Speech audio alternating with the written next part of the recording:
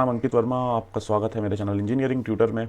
आज का लेक्चर जो है उसमें हम क्वेश्चन नंबर 31 से 35 करेंगे इस लेक्चर सीरीज़ का। स्ट्रेंथ ऑफ मटेरियल के ऊपर ये लेक्चर सीरीज़ बनाई है हमने। चैनल को सब्सक्राइब कर सकते हैं आप और बेल आइकन को प्रेस कर सकते हैं सो दैट आपको सभी नोटिफिकेशन आपको मिलती रहे। जो भी मैं लेक्चर ऐड करूँ आपको नोटिफिकेशन आता रहे। तो क्वेश्चन को स्टार्ट करते हैं और सबसे पहले जैसे यहाँ क्वेश्चन दिया हुआ भी है इसको हम स्टार्ट करते हैं क्वेश्चन को और जल्दी से देखते हैं। बहुत बढ़िया क्वेश्चन है ये, बिल्कुल यूनिक टाइप का क्वेश्चन रहने वाला है। बेंडिंग मोमेंट डायग्राम और शियर फोर्स डायग्राम बनाना है इस टाइप के स्ट्रक्चर का। इस टाइप के स्ट्रक्चर में थोड़ा सा ये देखना होता है कि कहाँ कहाँ फोर्स लग रही है और कैसे उस मोमेंट को हम इक्वलेट करेंगे, उस चीज़ को मतलब उसको ट्रांसफ़र करेंगे फोर्स को, वो देखना होता है। उसके बाद बेंडिंग मोमेंट और शियर फोर्स डायग्राम वैसे ही बनने वाला है। तो इसको साइड में करते हैं, स्टार्ट करते हैं।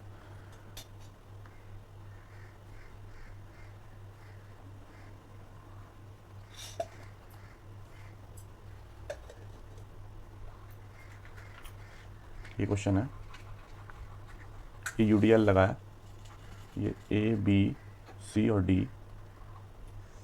ओके, ये 5 मीटर है और ये 2 मीटर है और इसकी इंटेंसिटी कितनी है, 4 किलो न्यूटन पर मीटर। यही क्वेश्चन है और ये 1 मीटर है। देखिए सबसे पहले इंपॉर्टेंट बात क्या है कि ये जो यूडीएल लगा है इसके सेंटर में एक लोड लगेगा, कितना, 4 × 2 8 किलो न्यूटन का। और इसको बैलेंस कौन कर रहा होगा, ये फोर्स कर रहा होगा जिसको हम रिएक्शन एट डी बोल देंगे। ठीक है, तो एक तो यहाँ पर ये चीज़ हमें पता लगी। दूसरी बात, मेरे को अगर शियर फोर्स डायग्राम बनाना है तो इस पोर्शन का अलग बनाना होगा, ये जो यूडीएल का, फिर इस वाले पोर्शन का अलग और इस वाले पोर्शन जो 5 मीटर लेंथ का है उसका अलग बनाना होगा। अलग इन द सेंस 3D में बनेगा। देखते हैं इसको कैसे। शियर फोर्स डायग्राम कंप्लीट करेंगे अब हम।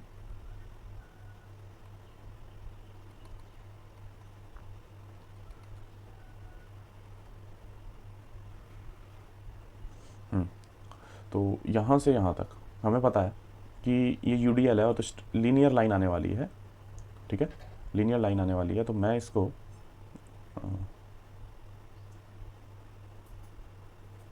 इस टाइप का डायग्राम तो इसी के साथ साथ हम बना देंगे शियर फोर्स डायग्राम। सो ये लीनियर लाइन बनेगी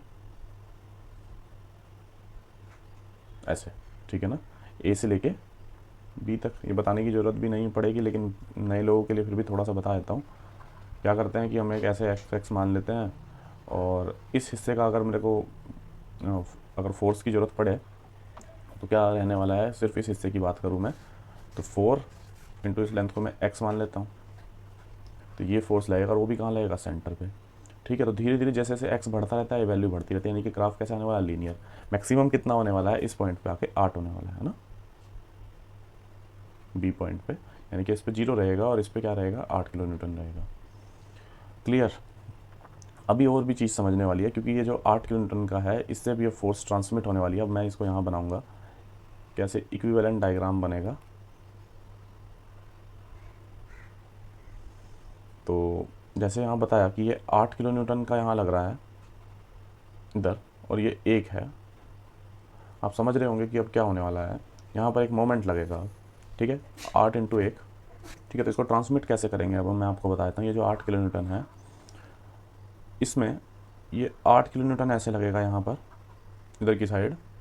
ठीक है, और 8 किलो न्यूटन का जैसे ये इधर की साइड लग रहा है, इधर मोमेंट लगेगा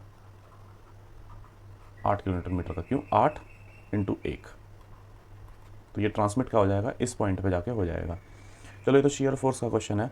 तो ऑब्वियसली ये जो बी सी पोर्शन है यहाँ पर कोई शियर फोर्स नहीं लग रहा, सिर्फ कंप्रेसिव फोर्स लग रही है सी पोर्शन पे। ये बी है और ये सी है, इस पर तो सिर्फ और सिर्फ तो यहाँ पर कोई शियर फोर्स नहीं है, शियर एक्शन नहीं है, तो कोई शियर फोर्स डायग्राम इस पर्टिकुलर हिस्से पे भी नहीं बनेगा। ठीक है, तो ये इसके ऊपर रहेगा। अब सी डी पोर्शन के लिए अब हम देखते हैं। सी डी पोर्शन इंपॉर्टेंट है। यहाँ पर एक ये फोर्स लग रहा है 8 किलो न्यूटन का फोर्स लग रहा है। ठीक है, अब 8 किलो न्यूटन का मैंने आपको जब भी पढ़ाया था इसमें ये बताया था कि पॉजिटिव कब रहता है, जब लेफ्ट साइड ऊपर की साइड लग रहा हो। ये हमने साइन कन्वेंशन मानी थी इस टाइप के शेयर फोर्स को। तो लेफ्ट साइड देखेंगे आप, नीचे की साइड लग रहा, तो यानी कि ये जो डायग्राम बनेगा नीचे की साइड बनेगा। कितना, एक फोर्स लेंगे 8 किलो न्यूटन और यहाँ से यहाँ तक सी डी पोर्शन में और कोई फोर्स तो नहीं लग रहा है, एक्सटर्नल फोर्स की मैं बात करूँ तो ये 8 किलो न्यूटन का लग रहा है। ठीक है, और ऑब्वियसली देखो इस पोर्शन पे आर डी लग रहा है इधर की साइड से हम देखेंगे, लेकिन वो ऊपर की साइड लग रहा है, लगना कैसे चाहिए था राइट साइड में, नीचे की साइड, इसीलिए आर डी की वैल्यू भी यहाँ से नेगेटिव आई है। तो ये नेगेटिव रहेगा, ये भी नेगेटिव रहने वाला है। इस टाइप का शेयर फोर्स डायग्राम इसमें बनेगा। शेयर फोर्स डायग्राम में मुझे नहीं लगता कोई दिक्कत आई होगी आपको, क्योंकि आसान था इसमें। अभी हम नेक्स्ट इसका बेंडिंग मोमेंट डायग्राम बनाएंगे और उसको समझते हैं। डायग्राम को सबसे पहले फिर से जूम करके अच्छे से बना लेता हूँ।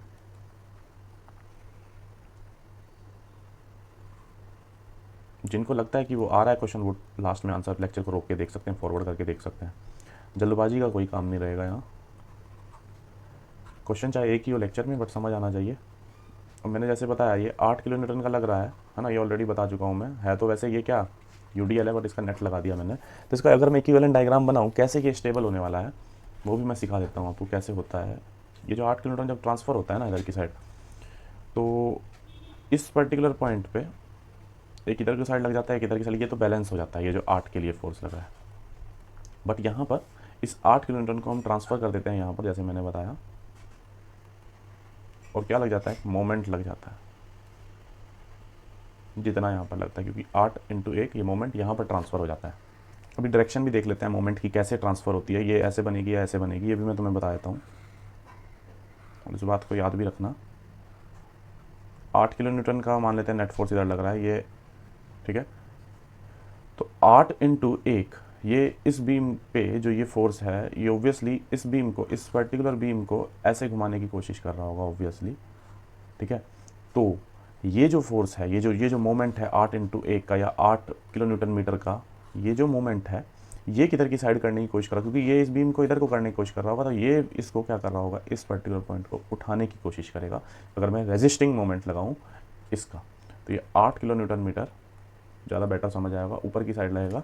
तो जो डायग्राम है, अगर मैं इस डायग्राम को बनाऊँ, यहाँ 8 kilo newton metre, 8 kilo newton ये लग रहा है, और क्लॉकवाइज मोमेंट ये लग रहा है, ठीक है। क्यों ऐसा मैं बना रहा हूँ, क्योंकि अब डायग्राम से आपको क्लियर होने वाला है। चीज़ को रब कर देते हैं, हाँ जी। तो अब इस डायग्राम को हम बनाते हैं। सबसे पहले इस पोर्शन को ही बना लेते हैं, कंप्लीट कर लेते हैं।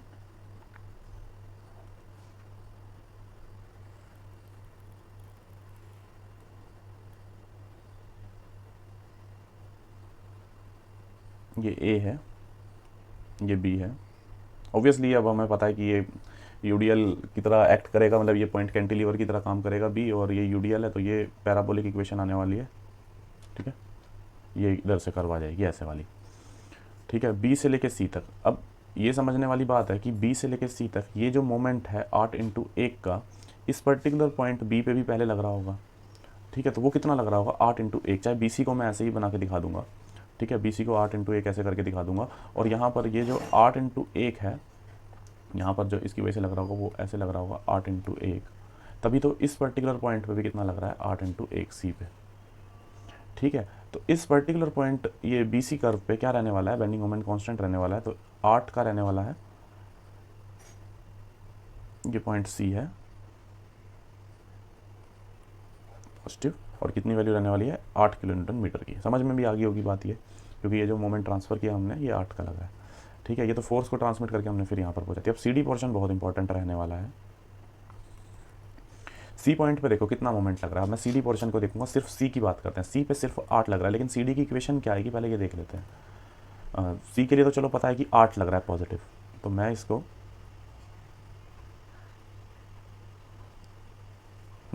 थोड़ा सा इसको बड़ा करके बना दिया मैंने, ऊपर की साइड 8, ठीक है। क्लॉकवाइज लग रहा है, सैगिंग हो रहा है 8। लेकिन सी डी के लिए अगर मैं इक्वेशन बनाऊँ, क्या रहने वाली है वो, सी डी के लिए इक्वेशन रहेगी 8, ठीक है। ये तो मोमेंट लग रहा है, माइनस ये जो 8 लग रहा है, ये वाला जो फोर्स है 8 इंटू ये लेंथ कितनी है, 5। आप इसे एक्स के टर्म्स में रख सकते हैं, ऑब्वियसली ऐसे भी रख सकते हैं, कोई दिक्कत नहीं है। फिर उसे 5 एक्स की जगह 5 रख दोगे, वही बात है, -32। यानी कि डी, ये जब डी पॉइंट तक पहुँच गया, एक्स की जगह अगर मैं 5 रखता हूँ, किस पॉइंट पे पहुँच गया, आप डी पे पहुँच गए। तो यानी कि यहाँ से आते आते अगर मैं बात करूँ, यहाँ तो 8 था, ये जो डी पॉइंट है, ये जो डी पॉइंट है यहाँ पर कितना है, ये 32 है। ये नेगेटिव रहने वाला है, ये पॉजिटिव रहने वाला है, और ये नेगेटिव रहने वाला है। ये देख सकते हैं आप, बहुत शानदार लेवल का क्वेश्चन था, जिसमें सारे के सारे कंसेप्ट लगने थे इसमें, इस क्वेश्चन में, ठीक है। और बेंडिंग मोमेंट डायग्राम CD का बता दिया। बस ये जो फोर्स ट्रांसमिट करने वाला सीन था ये इंपॉर्टेंट था, ये तो आसान था, ये तो बना ही देना था यहाँ पर, आपने जो बना भी दिया, ठीक है। ये जो BC पोर्शन का ये देखना था कि यार यहाँ पर मोमेंट कौन सा लग रहा है, इस 8 किलोन्यूटन मीटर का लग रहा है, जो कि अगर मैं BC को बनाऊँ तो एक ऐसे लग रहा है और ऐसे लग रहा है, ठीक है। अब ये जो C पॉइंट पे बनाया, इस C को, अब CD की अगर मैं बात करूँगा, D है और ये C है, तो ये वाला इसको कैसे बैलेंस करेगा, क्लॉकवाइज करेगा। ये अगर एंटी क्लॉकवाइज लग रहा है तो C पे फिर इसको रेजिस्ट कौन करेगा, अगर CD के लिए बनाऊंगा तो यही सीन है इसमें। ये प्लस माइनस कैसे लेना होता है ये पता होना चाहिए, कैसे ट्रांसफ़र किया जाता है। मैंने बहुत सारे क्वेश्चन इस पर बना चुका हूँ मैं अब तक। नेक्स्ट क्वेश्चन की तरफ चलते हैं।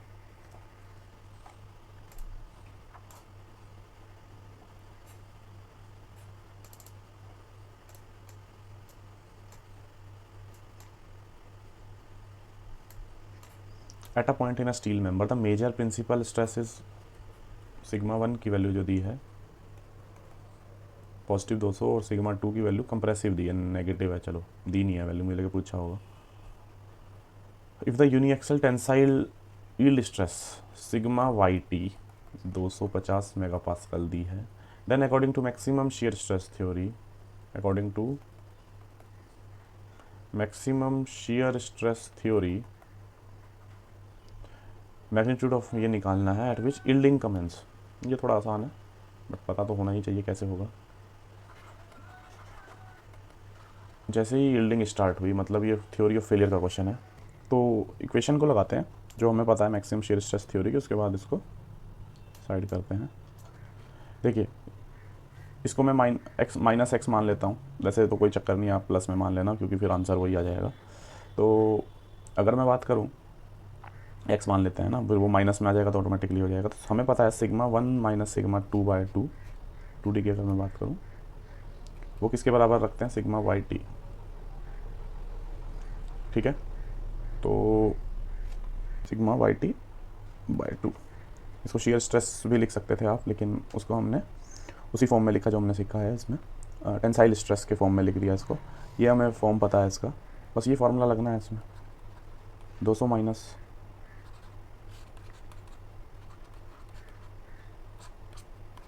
एक्स बराबर -50, यानी कि जो माइनर प्रिंसिपल स्ट्रेस है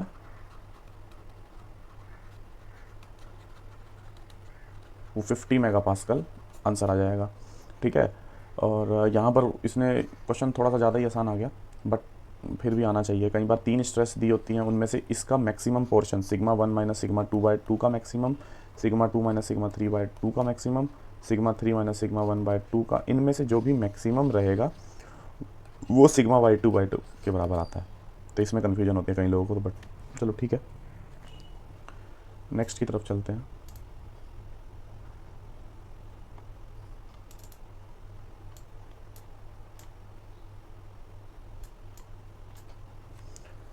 A solid steel circular shaft is required to carry a torque of 40 kN and a bending moment of 20 kN. Determine the size of the shaft। दोनों थ्योरी लगा के मैक्सिमम शियर स्ट्रेस थ्योरी और maximum strain energy theory लगानी है। Factor of safety दिया है, ई दिया है, यील्ड स्ट्रेस दिया है। देखिए मैंने ये क्वेश्चन इसलिए लिया है उस क्वेश्चन के बाद क्योंकि उसमें बस थोड़ा ऊपर से बताया, क्योंकि पहले बताया अब ये पूरा lecture series theory of failure पे बनाया है, वो आप देख सकते हैं, बट फिर भी ये क्वेश्चन को मैं थोड़ा और अच्छे से बता पाऊँगा। देखते हैं उसको साइड में कर देते हैं यहाँ पर, और क्या क्या वैल्यूज़ हमें गिवन है वो भी मैं लिख देता हूँ।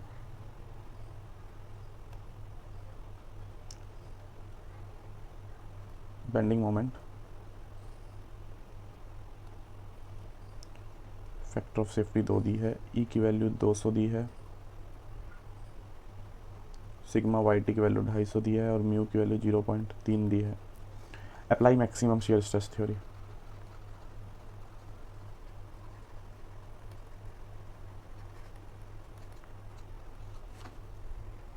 इस क्वेश्चन में खासियत पता क्या है, आपको ना प्रिंसिपल स्ट्रेस पता होना चाहिए, मैक्सिमम और मिनिमम अगर मैं बात करूं जब उस पर बेंडिंग एंड टॉर्शन दोनों लग रहा हो, ये पता होना चाहिए। तो उसके लिए ऑब्वियसली इक्विवेलेंट चाहिए हमें बेंडिंग और टॉर्शन का, वो भी मैं आपको बताता हूँ। 16T/d³ m plus minus √m² plus t²। अब इसे इक्विवेलेंट भी लिख सकते हैं, m ही लिख सकते थे, ठीक है। तो ये फॉर्मूला रहने वाला है इसका, ये तो क्रॉस मल्टीप्लाई होगा, मल्टीप्लाई है सॉरी। सो बेसिकली ये जो जो इक्विवेलेंट था ना, वैसे तो हमें पता है 16 T by pi D cube होता है, ठीक है, लेकिन ये जो इक्विवेलेंट जब बेंडिंग और टोर्शन लग रहा है तब ये लेते हैं, इसको हम एम ई से डिनोट करते हैं, इक्विवेलेंट बता दिया। प्लस लेंगे तो मैक्सिमम आएगा, मिनिमम माइनस लेंगे तो मिनिमम आएगा। क्यों ऐसा ले रहे हैं? क्योंकि हमें जो मैक्सिमम शेयर स्ट्रेस थ्योरी ने क्या कहा है, सिग्मा 1 माइनस सिग्मा 2/2 वो किसके बराबर आएगा, या लेस देन इक्वल टू आना चाहिए sigma y t upon factor of safety के, ठीक है, फैक्टर ऑफ सेफ्टी, क्योंकि उस क्वेश्चन में फैक्टर ऑफ सेफ्टी नहीं था तो इधर ले लेंगे, ठीक है। और बस यही दिया था इसमें। कई बार ऐसा भी दिया होता है कि ये सॉरी ये डिवाइडेड बाय 2 भी आएगा, आई एम सॉरी। अगर यहाँ पर ये शेयर स्ट्रेस कह सकते हैं यील्ड शेयर स्ट्रेस आता तब यहाँ पर टो वाई टी लिखते, बस फिर 2 नहीं आता, बस ये है ना, ये हमें रिलेशन पता है, बस इस इक्वेशन को लगाना है। अब कहेंगे सिग्मा 1 और सिग्मा 2 किसके टर्म्स में आएगा, डायमीटर पूछा है ना, तो अब देखना आप ये जो डायमीटर है, अब देखो सब चीज़ तो गिवन है, इसमें कुछ बचा ही नहीं है। ये 20 है plus minus under root 20 square plus 40 square, d के टर्म्स में आएगा ना, ये जो आपका सिग्मा 1 और सिग्मा 2 है ना। एक बार प्लस लेंगे और एक बार माइनस लेंगे, तो यहाँ पर रख देंगे इसको वैल्यू को डिवाइडेड बाय 2, ये भी गिवन है, फैक्टर ऑफ सेफ्टी भी गिवन है, 2 भी गिवन है, तो यहाँ से आप डी की वैल्यू को निकाल सकते हैं। तो यहाँ से सॉल्व करके ये 153.3 mm 3 mm आता है लगभग, ये आप देख लेना सॉल्व करके। ये मैंने इक्वेशन लगाना आपको सिखा दिया, यहाँ से कुछ नहीं किया। प्रिंसिपल स्ट्रेस का ये हमें फॉर्मूला, जब बेंडिंग और टोर्शन दोनों तो इक्विवेलेंट लगाएंगे, ठीक है, और प्रिंसिपल स्ट्रेस निकालने के लिए सिग्मा और डी के टर्म्स में आएगा, और यहाँ पर हमने मैक्सिमम शेयर स्ट्रेस थ्योरी का ये वाला लगा देंगे, ठीक है। अभी नेक्स्ट पे अगर मैं चलूँ, नेक्स्ट पे चलूँ कि जो इसने मैक्सिमम स्ट्रेन एनर्जी थ्योरी बताया है, जो दूसरा पार्ट को भी देख लेते हैं यहाँ पर उतार के इसको, क्वेश्चन नंबर 34, क्वेश्चन नंबर 33 था इस,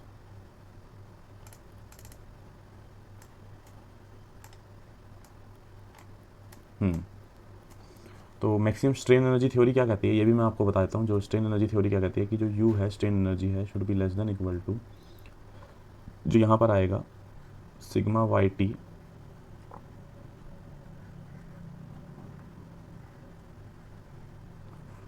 ये आना चाहिए। इसको और बेटर वे में अगर मैं लिखूँ तो u should be less than equal to sigma y t by factor of safety का whole square upon 2e।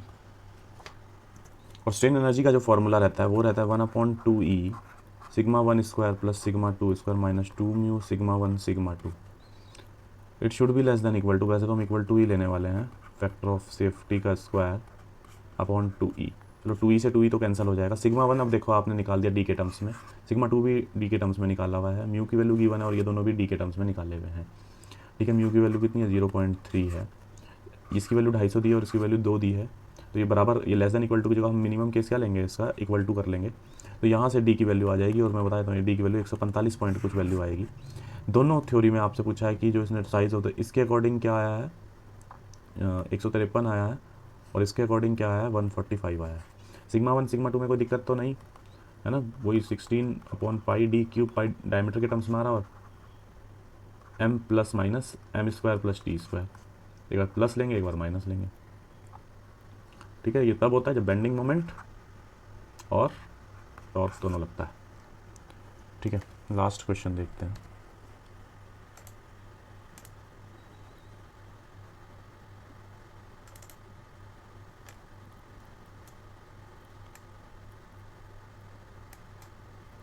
With solid circular bar of diameter d equals to 50 mm twisted in a testing machine, when applied torque reaches 500 Newton meter. At this value of torque, a strain gauge oriented 45 degree to the axis of the bar, reading strain gauge की जो reading है वो 339 10 की power -6 है। What is the shear modulus of the material? Okay, ये question बहुत interesting रहने वाला है। सबसे पहले आपको जी की वैल्यू अगर निकालनी हो, जी की वैल्यू निकालनी तो पहले पता होना चाहिए कि क्या क्या चाहिए। तो shear stress upon shear strain ये चाहिए, दोनों चीज़ कैसे आने वाली है। अब शियर स्ट्रेस तो मुझे लग रहा है π/16 टो डी क्यूब बराबर टॉर्क, तो ये कितना आएगा 16t/पाई डी क्यूब। टॉर्क भी गिवन है, डायमीटर भी गिवन है, यहाँ से आप शियर स्ट्रेस निकाल दोगे, ये काम खत्म हुआ। बट अभी तो मेन चीज़ मुद्दे की बात क्या है, ये मुझे पता है कि जब 45 डिग्री एंगल ये जब होता है स्ट्रेन गेज का, ये बहुत इंपॉर्टेंट बात बताने वाला हूँ मैं। इस टाइम पे अगर आपको शियर स्ट्रेस की वैल्यू टो मैक्स की वैल्यू कह लो या उसको टो 1 की वैल्यू कह लो, वो किसकी वैल्यू बराबर होती है, प्लस या कह लो shear stress, maximum shear stress और मिनिमम शेयर स्ट्रेस की वैल्यू होती है प्लस माइनस सिग्मा की वैल्यू होती है ये। मतलब क्या है इस चीज़ का कि जो अच्छा हाँ, रीडिंग ऑफ स्ट्रेन गेज होती है वो किस डायरेक्शन में होती है, रीडिंग ऑफ स्ट्रेन गेज, ये हमें पढ़ा है, रीडिंग ऑफ जो स्ट्रेन गेज की जो इसने स्ट्रेन दिया है वो होता है in the direction of maximum principal strain. पहले तो ये पता लग गया, यानी कि ये जो वैल्यू है एप्सिलॉन 1, ये मैक्सिमम प्रिंसिपल स्ट्रेन। जब 45 डिग्री का एंगल होता है, हमें पता है कि प्योर शेयर का केस है, तो इसके लिए जो आपका जो शेयर की वैल्यू होती है या कह लो जो मिनिमम प्रिंसिपल जो स्ट्रेन की अगर मैं बात करूं वो क्या रहेगा, अगर मैं बात करूं इसकी कि जो एप्सिलॉन 1 की वैल्यू होती है वो होती है 339 10 की पावर -6 दी है। जब 45 डिग्री का एंगल होता है, हमें पता है कि जो मैक्सिमम प्रिंसिपल स्ट्रेस है वो प्लस के टो मैक्स के बराबर होती है या टो के बराबर होती है, और जो सिग्मा 2 मिनिमम होती है वो माइनस टो के बराबर होती है। ठीक है, ये बहुत अच्छे से हमें पता है। इसी तरीके से अगर स्ट्रेन की वैल्यू अगर मेरे पास आ गई, यानी कि दूसरा जो स्ट्रेन मेरे पास आने वाला मिनिमम प्रिंसिपल स्ट्रेन, बस वो माइनस साइन आ जाता है, इससे ये पता लगता है। और हमें एक फॉर्मूला पता है कि अगर मेरे को मैक्सिमम शेयर स्ट्रेस चाहिए, पाई मैक्स चाहिए, और वो मैं इसके हेल्प से जो लीनियर स्ट्रेन के हिसाब से कैसे निकाल सकता हूँ, ये फॉर्मूला मुझे पता है, एप्सिलॉन 1 माइनस एप्सिलॉन 2। ठीक है, ये फॉर्मूला है, वेल नोन फॉर्मूला है, आपको पता ही होगा। ठीक है, तो एप्सिलॉन 1 माइनस एप्सिलॉन 2 मतलब ये वाला माइनस का है, माइनस माइनस प्लस हो जाएगा, तो ऑटोमेटिकली यानी कि इसको कर देंगे 339 इंटू 2 678 इंटू 10 की पावर -6, ये आ जाएगा मेरे पास 5 मैक्स। चीज़ें समझे आप कैसे, मैं दोबारा से रिपीट करता हूँ, क्योंकि टो मैक्स आपने निकाल दिया, यहाँ से इसको इससे डिवाइड कर दोगे आपकी जी की वैल्यू आ जाएगी। वो तो चलो हो गया, बट रटते नहीं है इस चीज़ को, समझते हैं कैसे हुआ। देखो, जब भी स्ट्रेन गेज की रीडिंग होती है वो एप्सिलॉन 1 होता है मैक्सिमम। अब मिनिमम निकालना है मुझे, मिनिमम के लिए इसने 45 डिग्री का एंगल दिया है। आप चाहे तो इसको डायरेक्ट फॉर्मूले में भी पुट करके रख सकते हैं, उससे भी वैल्यू आपकी एप्सिलॉन 2 आ जाएगी, माइनस की इतनी आएगी। ठीक है, वैसे भी समझ सकते हैं 45 डिग्री के एंगल पे जब होता है, जो स्ट्रेस की वैल्यू होती है सिग्मा 1 की वैल्यू होती है वो प्लस के टाउ के बराबर होती है, टाउ मैक्स के बराबर, और जो मिनिमम होती है वो माइनस टाउ मैक्स के बराबर होती है, या ऐसा बोल सकते हैं प्लस माइनस टाउ के बराबर होती है ये value, sigma 1 sigma 2 at 45 degree. ठीक है, तो वैसे भी अगर मोहर सर्कल भी बनाओगे, वैसे भी पता है कि 90 डिग्री बनता है, तो वहाँ से भी हमारी ये वैल्यू आ जाती है दोनों की दोनों। ठीक है, सिग्मा 1 और सिग्मा 2 टो के बराबर ही आता है। ठीक है, तो यहाँ से हमने सॉल्व करा, ये वाला जो फॉर्मूला है ये हमने प्रूव करा हुआ होता है ना, ये इस तरह से निकाल सकते हैं, वही फॉर्मूला है ये, अगर आप समझे तो टो मैक्स बराबर सिग्मा 1 माइनस सिग्मा 2/2, बट यहाँ पर नीचे 2 नहीं आता, बस ये खास बात है। ठीक है, तो ये वाली वैल्यू से सॉल्व करके हम निकाल सकते हैं इसमें। बढ़िया क्वेश्चन, शानदार लेवल का क्वेश्चन था। लास्ट क्वेश्चन होमवर्क, जैसे कि हर बार मिलता है आपको, और इसमें बताया भी जाएगा कि कैसे सॉल्व करना है। आंसर कमेंट करके बताएं तो और अच्छा लगेगा, बहुत सारे लोग करते भी हैं। इसका हिंट देता हूँ, इसमें मेथड ऑफ सुपरपोजिशन लगा लेना। ठीक है, डी पॉइंट पे इसने स्लोप और डिफ्लेक्शन पूछा है। ठीक है, स्लोप तो सबका ऐड हो जाएगा, इसका मिला के स्लोप तो ऐड हो जाएगा। डिफ्लेक्शन में आपको सुपरपोजिशन प्रिंसिपल लगाना है, पहले यहाँ तक का जो आपको स्लोप और डिफ्लेक्शन पता है, प्लस थीटा इंटू एल, इस पॉइंट का आ जाएगा डिफ्लेक्शन। फिर इसी तरह से सी के लिए निकालोगे, इस फोर्स के लिए, फिर इस पॉइंट का स्लोप निकालोगे इनटू लेंथ, इसी तरह से डी के लिए करोगे। तो मेथड ऑफ सुपरपोजिशन इस क्वेश्चन के लिए बेस्ट है, वो आप लगा के देखें। कोई दिक्कत हो तो कमेंट करके बताएं कि सर ये आता नहीं मेथड, क्योंकि फिर मैं आपको बताऊंगा कि मैंने पूरी लेक्चर सीरीज डिफ्लेक्शन के ऊपर बनाई है, वो भी आप देख सकते हैं वहाँ जाके पूरी लेक्चर सीरीज। ठीक है, तो लेक्चर कैसा लगा प्लीज़ कमेंट करके बताएं। बहुत शानदार लेवल के हमने क्वेश्चन किए हैं इस लेक्चर में। चैनल को सब्सक्राइब कीजिए, ज़्यादा से ज़्यादा लोगों में शेयर कीजिए, सो दैट कि मुझे मोटिवेशन मिले। अच्छा लगता है कि जब ज़्यादा से ज़्यादा लोग देखते हैं, अच्छे कमेंट करते हैं, और कुछ दिक्कत भी हो तब भी कमेंट करके बताएं। धन्यवाद।